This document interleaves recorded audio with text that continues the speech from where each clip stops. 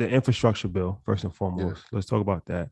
And let's talk about some stocks that may benefit, because I don't want to just breeze over that, Yeah, because we talk about tech a lot, but I think it's good to just, let people know that there are other industries that you can invest in, and you just have to be aware of everything that's going on. So the infrastructure bill, how do you think that will affect these type of stocks and these industries that you're speaking about?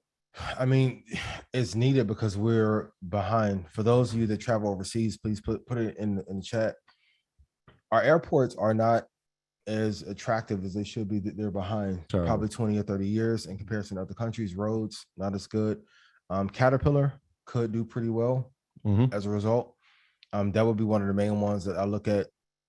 Of course, Tesla is going to dominate the EV space, but since GM is in electronic and oil-based cars, they're going to do pretty damn well. I would look at John Deere as another one. Keep going. That could knock it out of the park. And as far as Rivian, I think it's very interesting that Amazon invested in. I just don't like how high the valuation is right now.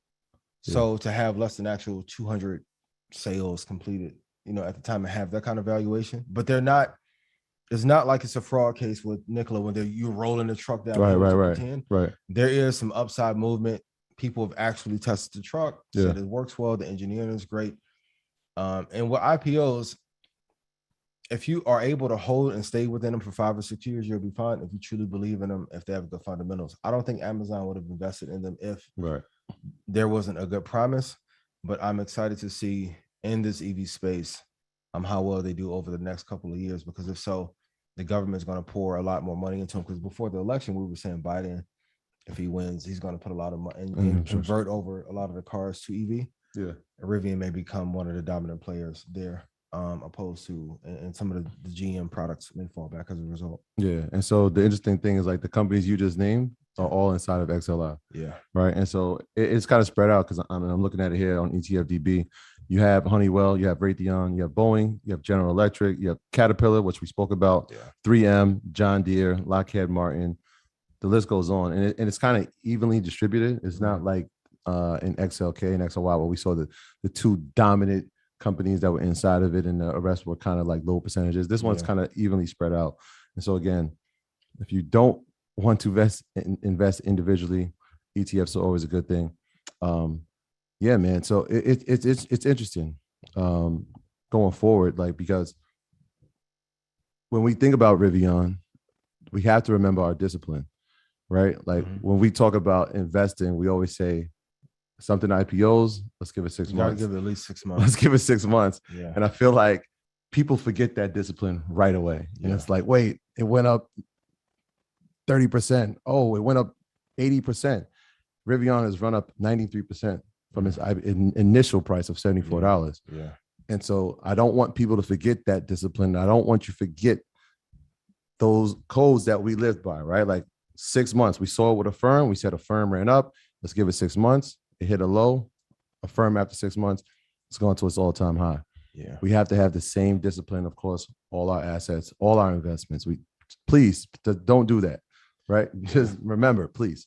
Rivian 101.23 or 108.26, and you'll be good. I was just about to ask, because people were saying, like, well, should we invest in Rivian? Should we not invest in Rivian? Wait, I mean, they're not going to outperform the four that I always say. Mm-hmm. You're better. And if you're looking from a competitive standpoint, is Rivian at this moment better than Tesla? No, even though the price is higher. I would rather you pay for something with a higher price, with a higher guarantee. But me personally, I would wait for 101. Yeah, let it settle. Yeah. Let it settle. Yep. Let the truck hit the streets. Yep. Let the things in. Pull back, and we'll be fine. All right. There you have it, ladies and gentlemen.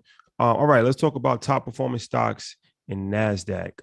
We have a few: TQQQ, Moderna, Nvidia, QQQ. So yeah, let's talk about some technology.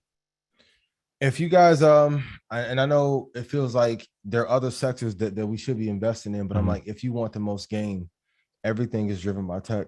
We are not living in the 1980s, and this is why I say for every investor, do your own research, your own due diligence, but also you have to have your own mind and own thesis, right? So as the world begins to adjust, you have to go with the flow. I can't say, well, I believe in GE the way someone would have in 1994. If tech ever falls off, I'll be the first person to say it and say, hey, we need to do everything space related. But for right now, like TQQQ, I know because of the leverage, a lot of people don't like it. But when you were able to get in how you were in 2020 or even earlier this year, hold for a long period of time, even the triple lever. I'm not saying that you should consult your advisor. This is not advice. I'm not your financial advisor. But if you have the financial discipline and you're well off, TECL, TQQQ are some ones that would have gave you some amazing gains this year. There's some people in Stock Club that, you know, made $200,000-$400,000 in 18 months investing in TECL and TQQQ. So keep your eyes on it. After you've done 2 tech and 2 index, it shouldn't be a primary, but maybe a 5th or 6th option. It'd be pretty good. There you have it. Troy. Yeah, no, I just wanted to add to that because again, you mentioned space, and I know we've been talking about space exploration, but recently, I think it was today, Jeff Bezos put out a tweet saying he's more focused on spending money in climate change. And so when we talk about the infrastructure bill, that was part of it too. Yeah. There's a lot of money that's being allocated to combat climate change. And so again, let's find the companies that can benefit. Climate tech is going to be so that climate sector, right? If Bezos is saying it, it's for a reason, right? Like he's just not making this thing up and saying, all right, this is the news I want to make today.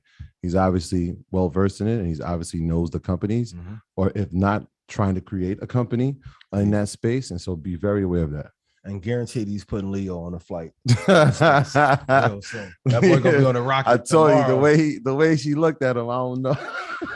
Listen, if mine don't look at me how she looked at Leo, I don't want her. Man. Shout out to Leo, man. Troy, any recent option play that you did or yeah, man. And so shout out to all my earners out there on, I believe it was Friday, maybe it was Thursday.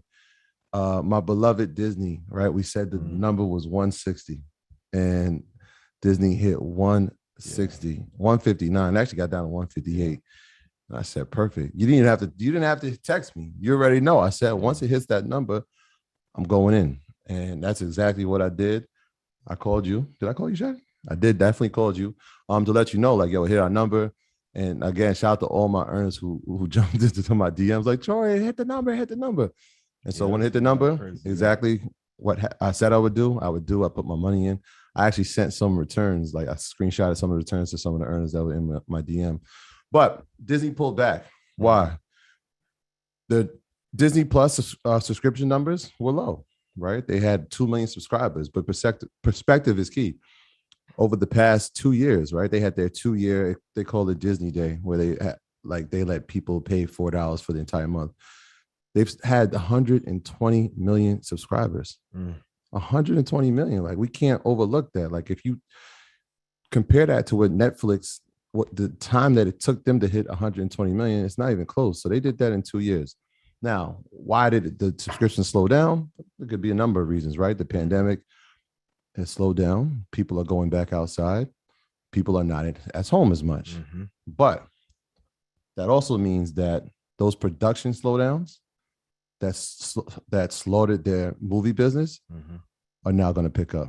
That means that they have more freedom to create more original content. If you can create more original content, you can create more content, period. You can produce more movies. You're going to produce more revenue. And so if you even look now, the past 2 weeks, they've had the #1 movie in the country. Nobody even knows it. What movie is that? Essential? Is it called Eternals? Oh, yeah. I think it's Eternals. It's been the #1 movie for the past 2 weeks.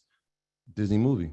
You see what I'm saying? And so, yeah, short term, this quarter didn't perform great. It hit the number that I needed to go to. I'm on it. So why did you want it to go to that number? Again, so you kind of explained it, that percentage pullback. And so I looked at the all-time high. Again, I said, at what percentage? And we kind of like marked it off. I think you were using your Fibonacci, and I was like, I'm just going to do by percentage. But also I was doing my percentage off the calls. I was looking at the call, like at 210, my 210 call, and I looked at the depreciation level of that call, and I said, all right, I like it if it's educate them on what So when we do option calls, one of the things what's an option? Just like an option? Because we talked to Charlamagne today, and he didn't know like, what that was. And we explained it to him. So an option is you have the option to buy a given asset at a certain price, right? And so you can say that, let's give you a prime example. We'll say Apple is $130, right? You can say, make a call, which means that you say it's going to appreciate, or you can make a put saying it's going to depreciate. Yeah. And so I'll give you the example of a call. I'll say if Apple's 140 now or 130 now, in January 24, I believe it can hit a price of $150. That's going to be my strike price, right? And so that time that I'm saying, January 24, that's my expiration date. And so I'm giving it till January 24 to hit a certain price. And so when I'm looking at options, especially when I'm doing calls, I always look for a discount. And what I mean by a discount is I go into the chart to see the history of when that option call was originated. And so I'll look at the date, and usually it's around quadruple witching. That's why we always tell you witching is coming, new contracts are being created because new contracts are being expired. And so if I look at the calls and I'm looking at it and I say, all right, that stock is pulled back, that means that option call has pulled back. I'm looking for the depreciation. I like it at like 30 to 40%, kind of like what we did with Facebook. I saw that my Disney 210 had pulled back to that rate. The stock came down to 160. Boom. Got to go right now. So once it hit 160, I told you 3 weeks ago, maybe a month ago, if it hits 160, I already know that the depreciation is going to hit the level I like. I got to load my boat. I did exactly that. Now, Disney has gone down to 150. I hit like 158, 157. That's fine. Yeah. That's fine. I might actually go get a little bit more because I've done my homework. I've done my research. That's my number. And so I know a lot of y'all were like, that's my number too. And y'all took advantage of it. And again, we're giving ourselves extended time for it to hit the number, right? We're not making calls. And I know some people do that. They do swing trading. And when they make these short-term calls, a lot of factors go into that. I don't recommend that for somebody who's never traded options at all. I don't recommend that. We do it more long term because we want to give ourselves the amount of time to combat the volatility that could happen in the market. And so that's our option call. So Disney was the last one I did, and Facebook was the one before that. And the Facebook one, how's it doing for you? I'm doing well. I'm up 50%. I'm up 50% on that. And we got that call like 2 weeks ago. I didn't jump into the Disney call yet. I wasn't 100%. You can call me anytime. I can tell you. Well, I'm just not 100% confident in Disney. Yeah. Not necessarily the call. I'm just not 100. I don't like to invest in things I'm not 100% confident in. That's a great point. And even the same things you guys invest in long term should be the same things that you trade. If you look at Netflix's comparison, Netflix is dominating. Price is at $684.25. So when you're trading these stocks, you want to make sure that you don't have any stress or exacerbated drawdowns. And I always tell you guys, please write this down. Invest in the company that is number one in the space. Is Netflix better or Disney? Even though the premium may be higher, to have a guaranteed outcome or higher probability win, it's worth it to invest. So for those of you like, hey, I want to trade these, even with two index, if you're trading Apple, Microsoft, Tesla, AMD, NVIDIA, that's a scholarship. Square. Okay. If you're investing in best of breed or number one in the class, when you trade them as well, you'll be fine. And a lot of people will be like, what about diversification? Diversification, as Buffett said, is for people who don't know what they're doing. Yeah. My graduates from my school being Forbes, bag drop. Bag drop. A mic drop, bag drop. Bag drop.